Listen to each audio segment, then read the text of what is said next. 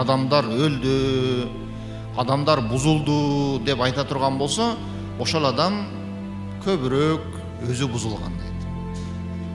Азыркы учурда бул хадис мына азыркы биздин доорго, 21-кылымга, ушу күнгө пайгамбарыбыз көрүп тургандай айтылган хадис да. Азыр бизге эчтеке жакпай калды.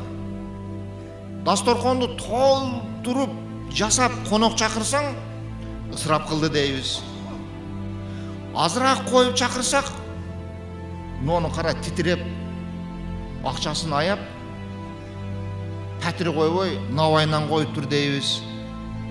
Жакшыраак сүйлөсөң, жасакер дейт. Азыраак сүйлөсөң, көңүл бурбай койду дейт.